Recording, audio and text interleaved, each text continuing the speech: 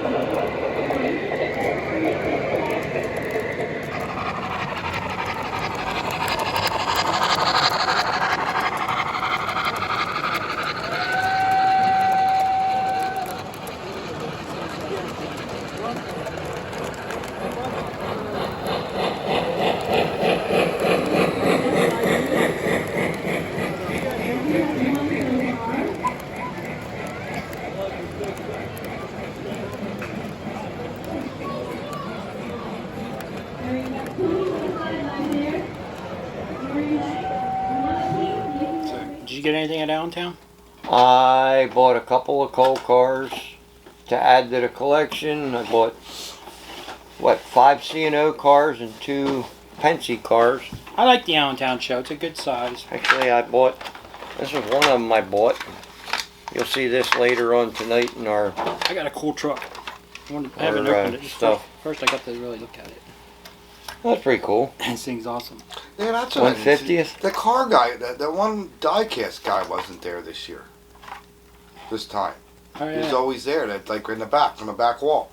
Yeah, where the t-shirt or the TCA was there this time. Yeah. Yeah, I come to think about it, because I usually always buy one or two cars off So the what guy. scale was that? 150th or 148? 143rd. 143rd. Oh, you're a little big. Yeah, but Who's gonna notice? I'm gonna Gotta dull, put it in the distance. I'm gonna dull coat it, weather it up a little bit. Not bad. I think it's pretty awesome. I like it. One of them old trailers up our way at the Mayflower Yeah. place there. It's got mirrors on it and stuff, you know. And Allentown, that reminds me of the one thing. It was just, like you're saying, it was a smaller layout. So we were basically encouraging our members to, hey, bring a smaller train set. And, And we already running one train at a shot. One train at a shot. So I was looking for something interesting, because my Amtrak, when I run that, it's got to be big, The Polar Express is fun. So I was trying to think of something different. What could I do? So, as I showed on an earlier episode, I got one of the Area 51 boxcars. That's the smoking boxcar, and I put a green LED light in it. So it makes it kind of interesting. It glows green inside and the smoke's pouring out of it. So maybe I can do a train based off of that. So I did. I have my Amtrak cars. I have the California Zephyr train. So I made a couple stickers for United States Space Force. Yeah, so I forgot I got a security car to go along. So all my security guys Got to are there. hold the aliens inside. Just to keep an eye, make sure no aliens are escaped. They're transporting, so you got the security force. Now I put a couple gondolas and I have my Norfolk Southern engine with it. But Looks it pretty made good. for a fun consist. Oh yeah. Here's a shot of it kind of running around the store layout.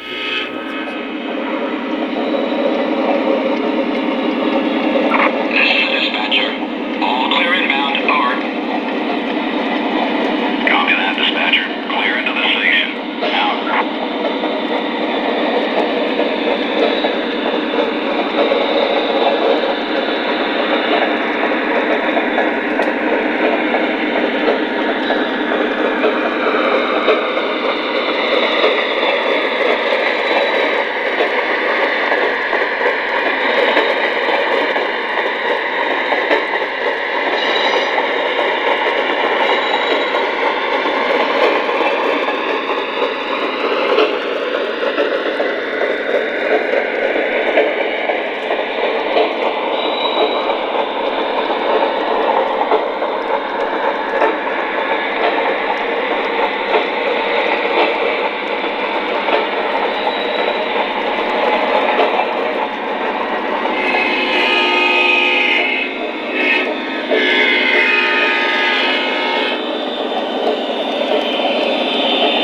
Dispatcher here. Switch line. You're clear inbound. Over.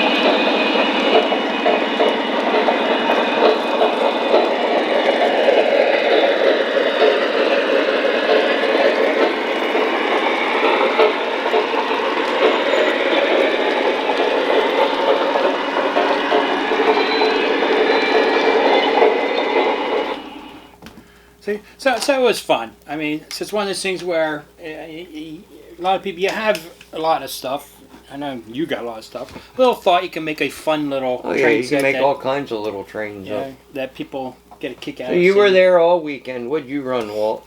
See, I ran my Reading Heritage shooting. Imagine that. I ran my Reading and Northern T1, some passenger cars. I ran 425, the light blue scheme. That's What do you cool. call it? You probably, if you saw Darkman, Mr. C-Rail, Darkman Productions. Darkman. Yep, that's right, Dakman. Sean's videos. Sean's videos, you will see my nice, what do you call it? But it's funny, you want to know something? Another derailment? We did not have many derailments until he comes by. So, him and derailments go together more than derailments and me go together. That's funny. Me, I just ran my Black River and Western set on Sunday. But it was a good time. I had a good turnout. Yeah, I heard Saturday was pretty. I was there Sunday. So so I heard Saturday, there was 3 times as many people there Saturday.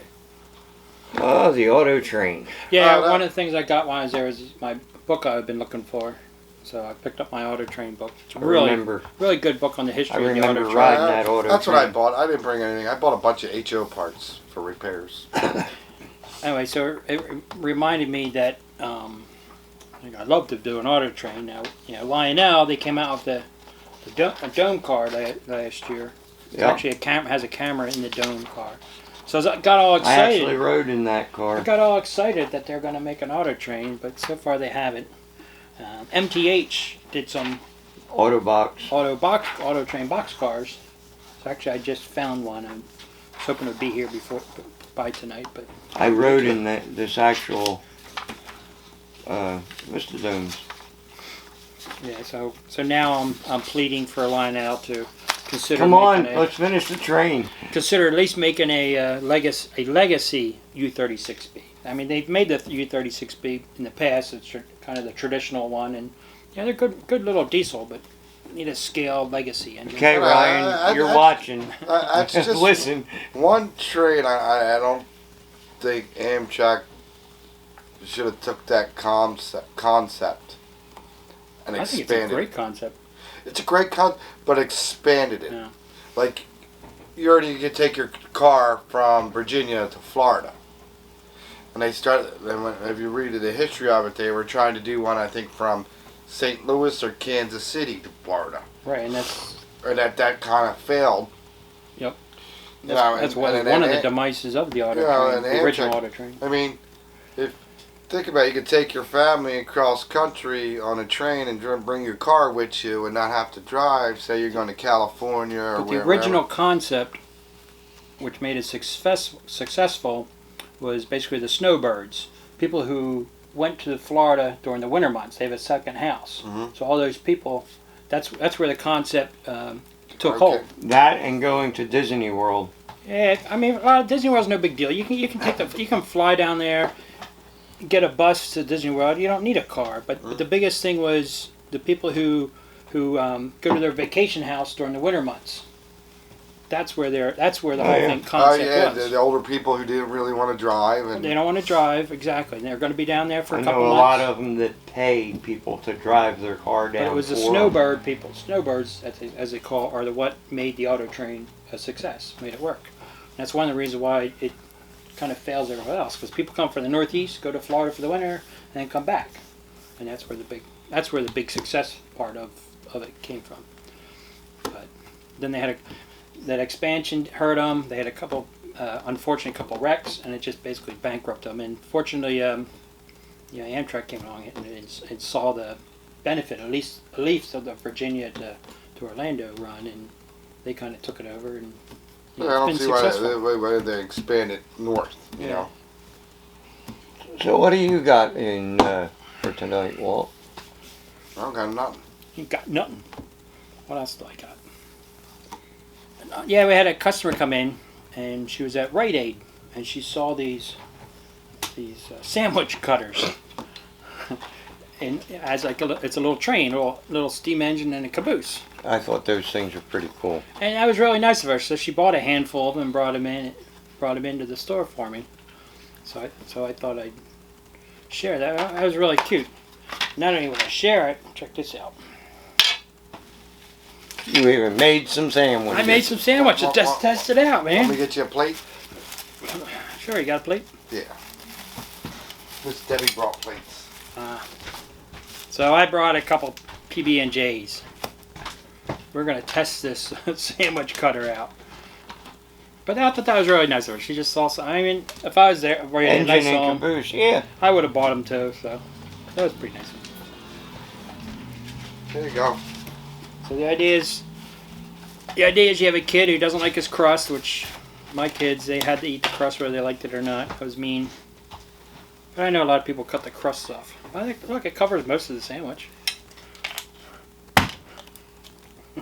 Bam! And make a good cookie cutter too. Yeah, that's what I was thinking. Cookies. All right. Training caboose cookies. Here you go, Walt. You want an engine or a caboose? I don't care, whatever one you give me. Here's a caboose. Want an engine? Yeah. Oh, Hey, it looks like a northeastern style caboose. Hey, you could like dye it up. Hey, we could have, you can make some cookies. Yeah, I'm definitely going to use this for a cookie cutter. That was my thought, was cookie cutter. Paint some up, some red and cabooses. Christmas cookies. How'd Bill make that on PB&J? I got a train. Eat the smokestack. Train wreck.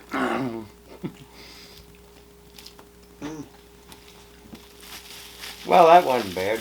Go. Not Well, the yeah, best. I got a snack. I I think you should. could do grilled cheese. I went across the street to Mom and Dad's to make the sandwich. They didn't have very good peanut PB&J supplies. I have good ones at home, but I'll have to put at the end of this video. I did a Scoutmaster challenge. I did a little video for our scouts during the pandemic because we did a lot of Zoom meetings. So I did a challenge, a Scoutmaster challenge where they had to make a video doing their favorite snack. So I'll throw that at the end of this. It's pretty funny. All right, what else we got? What do you got, Walt? Anything? Well, it was a last minute thing.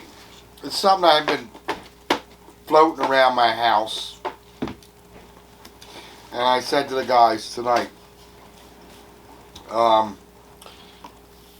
bring something in from childhood. Should have been more. Should have gave him a little bit more time, but something. For some strangers, I don't know how I ended up with this. This is not something I did.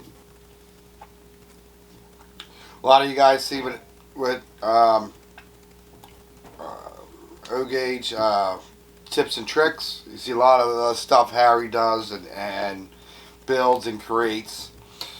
This is his creative mind. Oh no. From when he was, I don't know, we would probably be about maybe 13, 14 years old. Maybe even younger. So is this something he did? Yes, this is something he Jeez. did.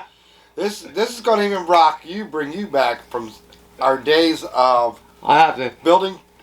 This is the HO days. This is when we were kids. I mean, we were We built probably a lot of stuff out of scrap. early teens, I would say. Alright, come on, I'm getting curious. Okay. This is something Harry built 40 years ago. This is creative mind. Because now I got a lot of things I thought of that I built 40 years we ago. cut things up and we put things together. I mean, I used to have a two box full of stuff that we cut up and that I threw away. I regret now. But here is Harry's love for the Pennsylvania. Oh God, I remember that thing. It's double bay window caboose. My goodness. This is what we did. I don't know, we probably spent more time in my basement with the trains. Yeah, we did, I think. Because I had a bigger basement. You had a good Our workbench. basement was small. Yeah, you had a good workbench area too. Yeah, so And your dad let us all down there. so we used to cut up things and crazy. I mean, this brings back some really childhood geez. memories. Because you both remember that. You know, I was about 12 or 13 when I did that. Nah, you're probably not. We were a little older than that. You were probably. Me and Bill might have been about 12 or 13. I remember putting the lanterns on that and everything. And this is back in the day when you had to detail everything. Yeah, I still But do. I just think not it's, much detail on this. Well, it's busted But off. It had it's- lanterns it- and everything on it. it's what do you call the thing is No, the that's crazy. I wish I had more of the stuff that we cut up, because I used to have, I don't know. I don't know if I still had it. I had an F7 body that I cut off and put. What the heck is that? Yeah, this poor That lantern's German about to gas go. turbine. $3,000. I forgot the name of it. You put an F unit on? But that nose on an F unit body. What the I remember putting a GP35 low nose cab on an FP40.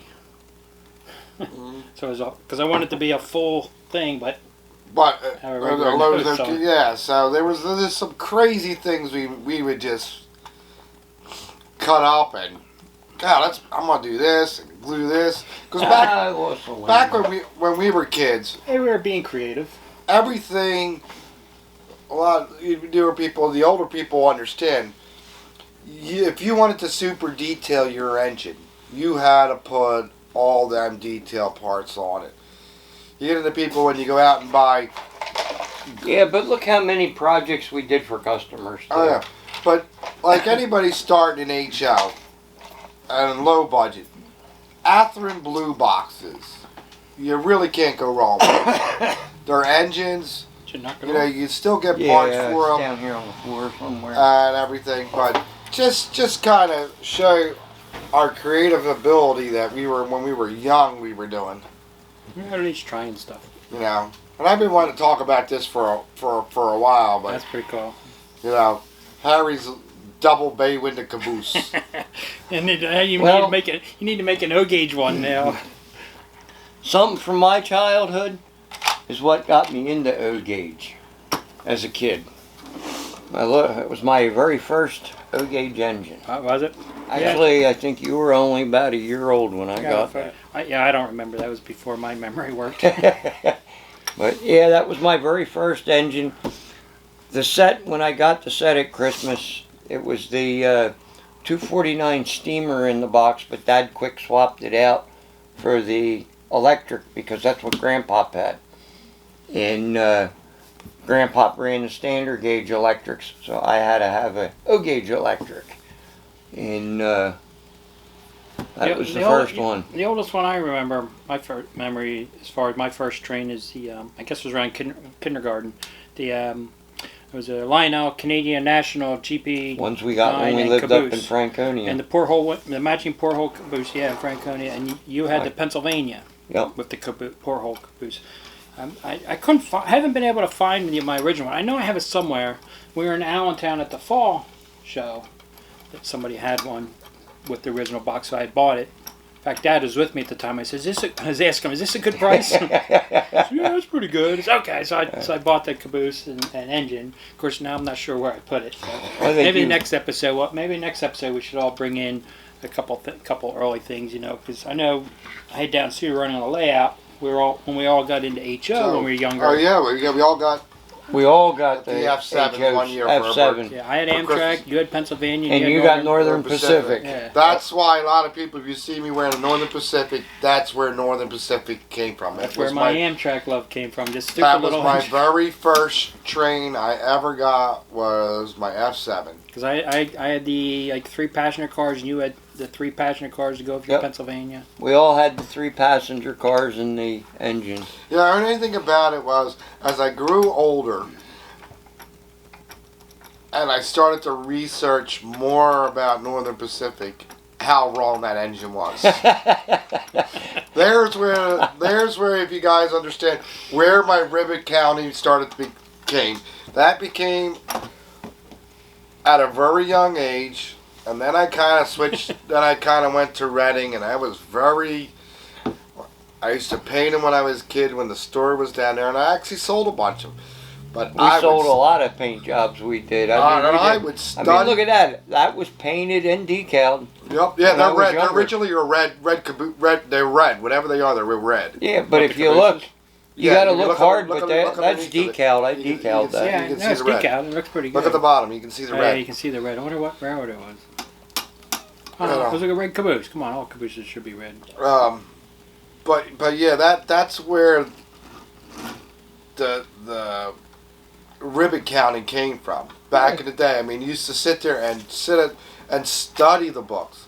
It's just like I saw the one guy weathered an Atlas.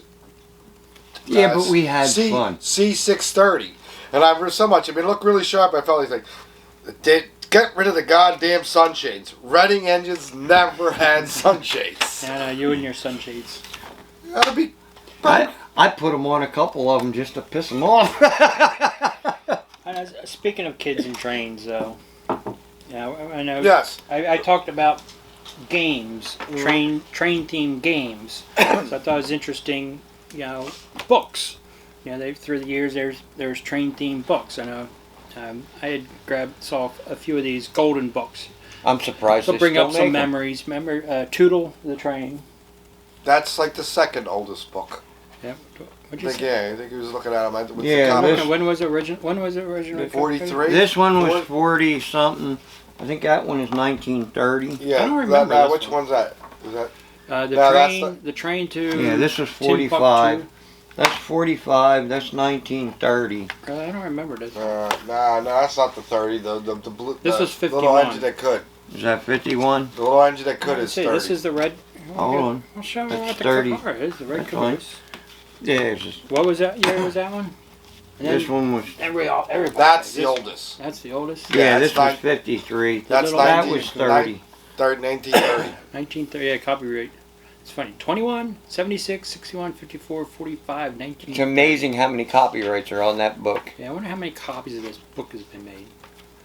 So these are 4 books that I saw real quick. You know, and I remember 3 of the 4. Like I said, I was surprised that little golden books are still being made. Yeah, that's fine. I used to reread. This is the only one I don't remember.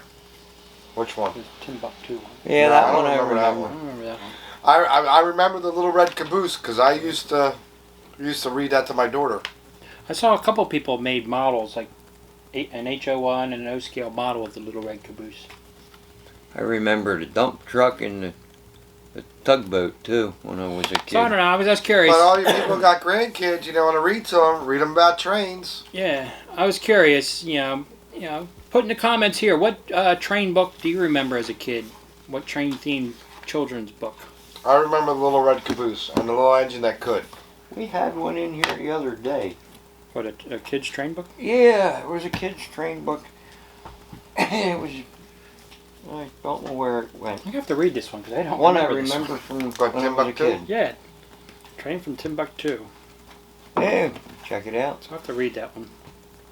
1951. Bill's going to start doing his own YouTube channel reading children's I'll read books children's for books kids. for kids. Nah, I don't think so. Call you Mr. Hill. Yeah, like Mr. Rogers, I'll get a nice sweater. Mr. Bill. Mr. Bill's Neighborhood. All right, one last thing I want to Mr. cover. Bill. Oh no, Mr. Bill! One last thing I want to cover is some of the scaling of cars. I mean, as far as weight? As far as weight, because we got a lot of guys that, you know, they're like, oh, this thing's got junk trucks on it, blah, blah, blah. I lost the weight, but that's okay. Anyway, guys are, oh, they got junk trucks. It's not the trucks. It's the actual weight of the car. That's the problem. I've seen some of the worst trucks that are manufactured, and they're not a problem when the cars weigh the right amount. I mean, this one here, these are both from Weaver Tolling. This is a Lion Chief, which has die-cast trucks on it. This is a Weaver cart with plastic trucks. As far as running around the layout, they both run around great, okay? But you got to add weight to them. And most guys see what we run, and we run a lot of these on the layout, but they don't realize we're putting anywhere between 3 to 4 ounces in them. Just put it on there. Because what we're trying, I guess some of the point he's trying to get to. When you start running longer constants, longer trains, equally weighed cars are going to run a lot better.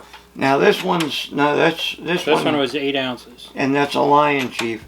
And we run normally at 20 ounces on our cars. So, but without your weight, this one was 13, so it was Yep. already a heavy. What? Well, it's heavier, but it's still not up to what we run for weight on cars. So you like to We go like to run them at 20 ounces. 20 ounces. Yeah, So you're at 13.75. Yeah, so we'll bump them up to about there between 19 and 20, and it makes for a decent weight car. Does NMRA have an O scale weight? Yeah, they got weight and length, but it doesn't pertain as much to 3-rail as it does to 2-rail. Google man, real quick. What? NMRA O scale weight.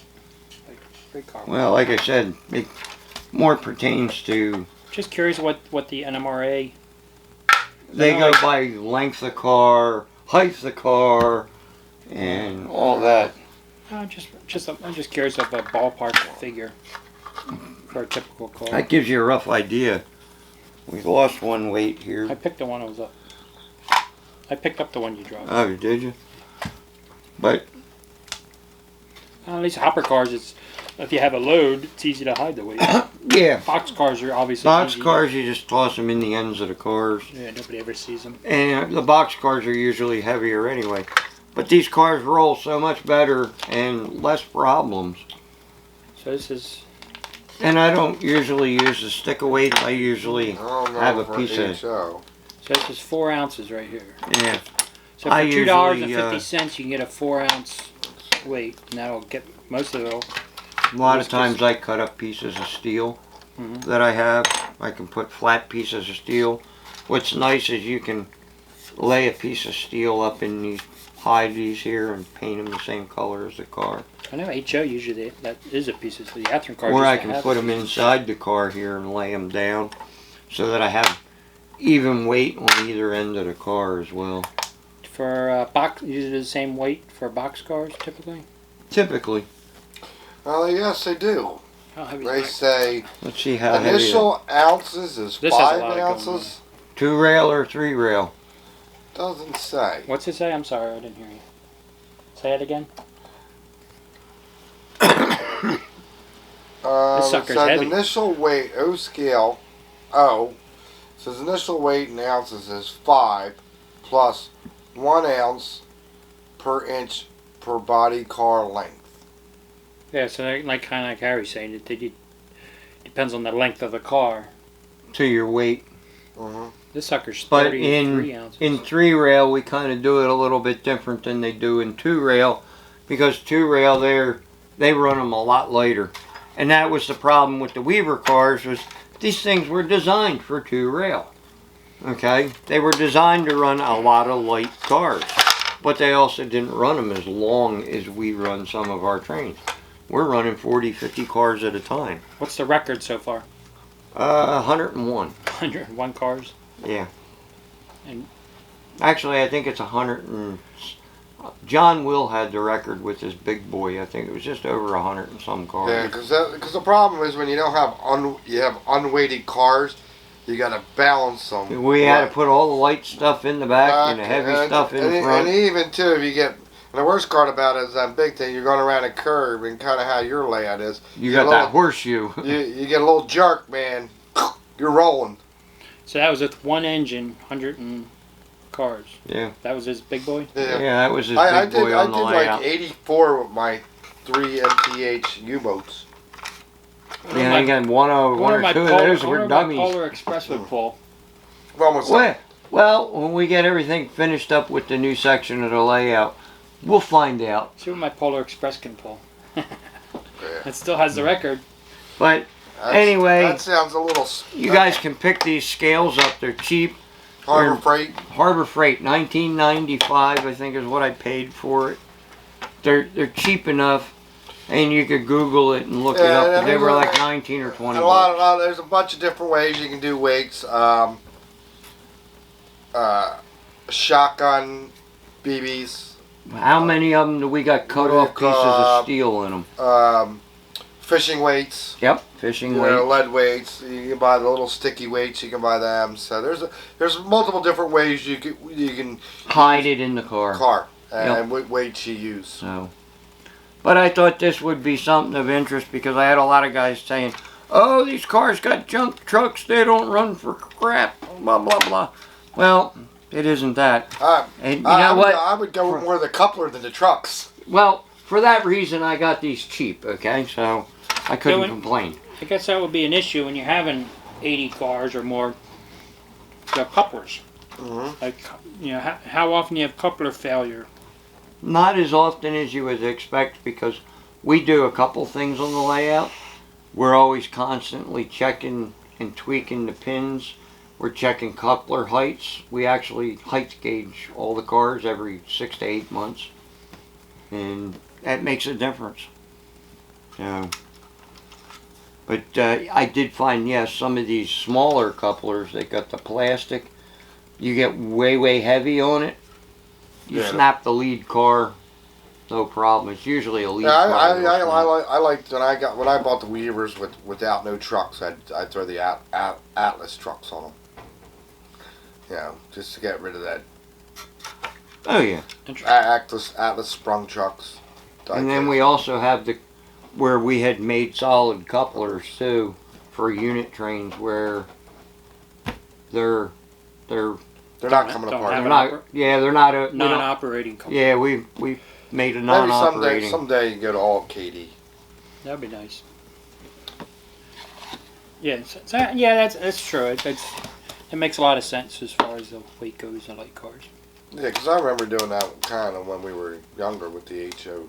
Weighing them. Weighing them. Oh, we were weighing them all the time. Like when we built those things.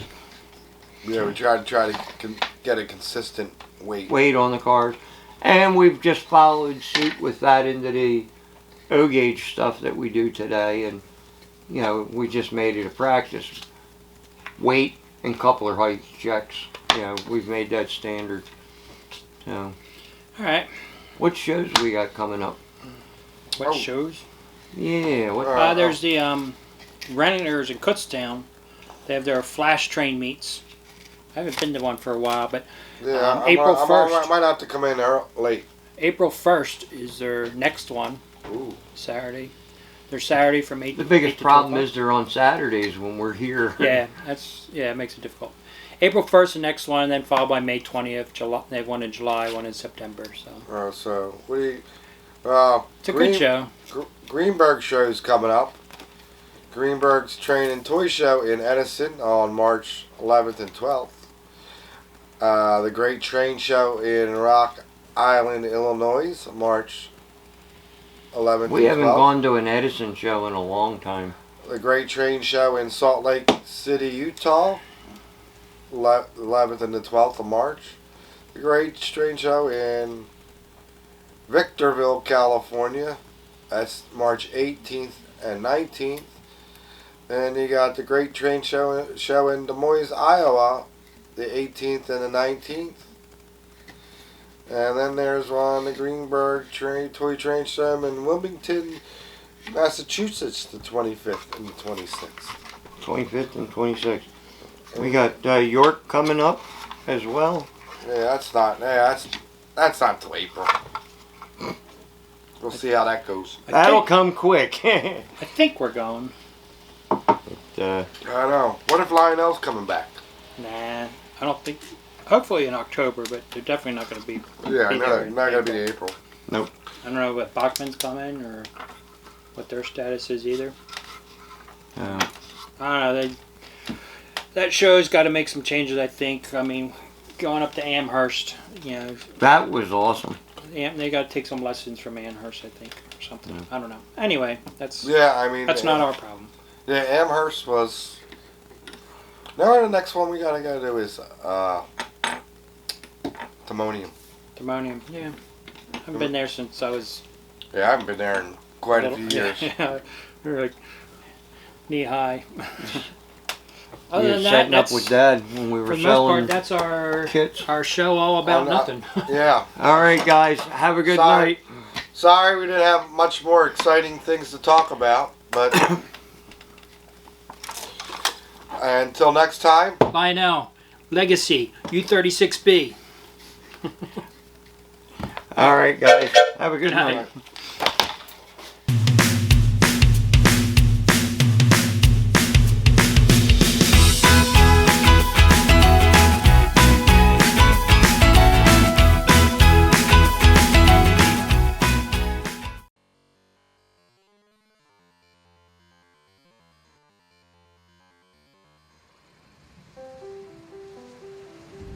Well, since you guys didn't seem to do the video challenge, the Scoutmaster challenge, I figured I'd just do it myself.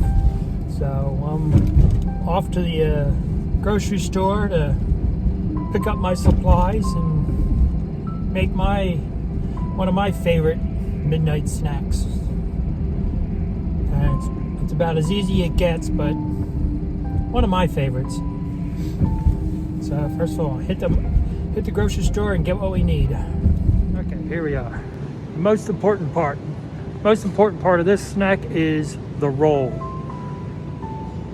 So we need a potato roll. Right here. That's what we need. We need the potato roll. Second most important part, the peanut butter. Only the best will do. Right there. Got it? Gotta have the right peanut butter. And then thirdly, the right jam. Gotta have the right jam. Smuckers. Either strawberry or pineapple. Let's see. There's the strawberry. But I really like the pineapple preserves. It's gotta be the Smuckers. It's all about the Smuckers. If they have it. Ah, they do. They just got the bigger one right there. It's all about the Smuckers. I don't have a smaller jar. That's probably about the next best. It's a toss up between the two. We're gonna go with the pineapple for this one. Just still looking for a smaller one. Well, it just means we'll have to make a lot more. All right, time to head back and make our snack.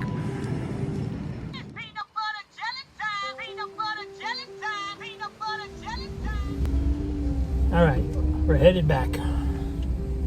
I'm hungry. It's not midnight, but you don't have to wait till midnight for a midnight snack, right? I didn't think so. That'll just be my Cracker Barrel. Don't have to wait till midnight for Cracker Barrel.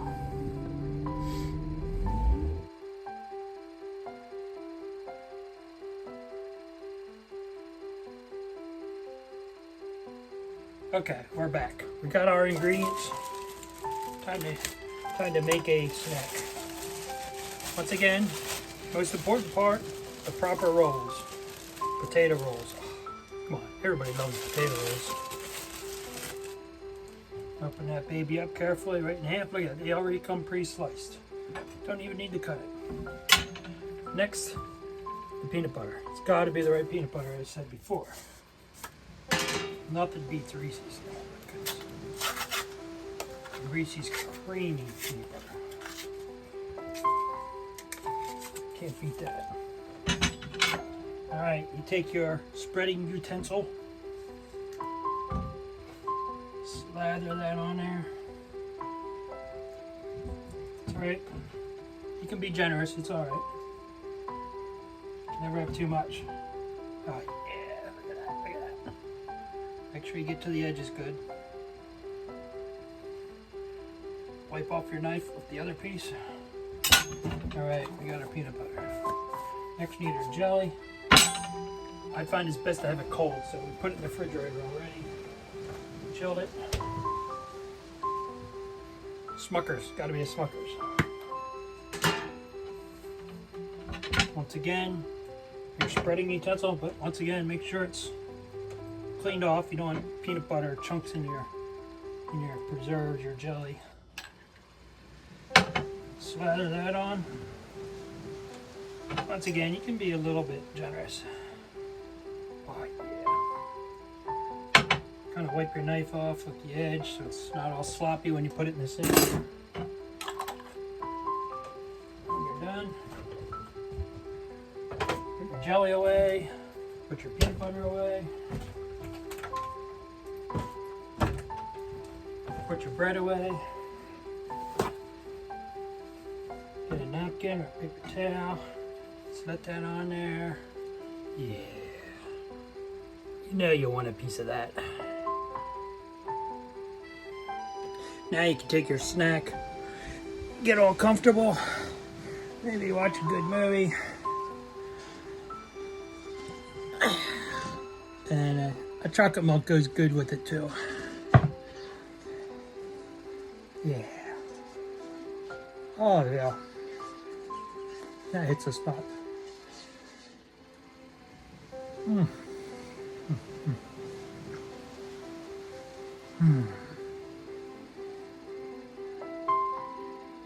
Okay. Who's next to share their video?